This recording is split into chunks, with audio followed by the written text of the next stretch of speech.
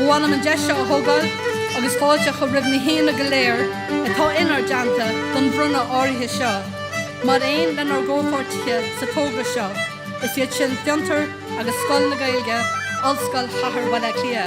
Beag an dúis seo ar fáil de riíú de hagraí nach sín leis stig de gradam host Kyoto so dús ahantis ag súla bheith ann ag ahant agus a tuairt ahantis de obair tarsú le daoine agrasí ngáliú ar son na Gaeilge.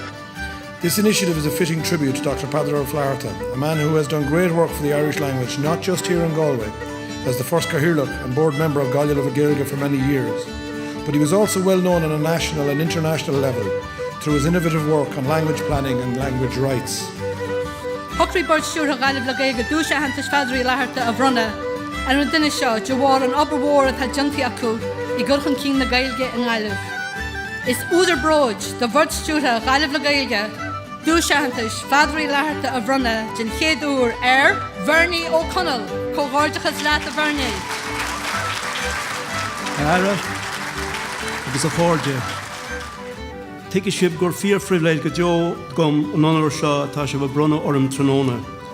Onar faoi le gom agus an aithne bhí agam ar Pheadairn ar a gar rua i go láiste Columbus na seachtaí, agus muid mar bhúntear ioga ar chur an Gaeilge agus an síl in na cheart.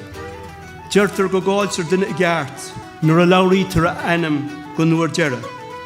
Cinnteó an gradam seo, go mai sihir agus spirit Pheadair, beo betheach go glúanta Gaillimhí eile, ní lánach a ceart.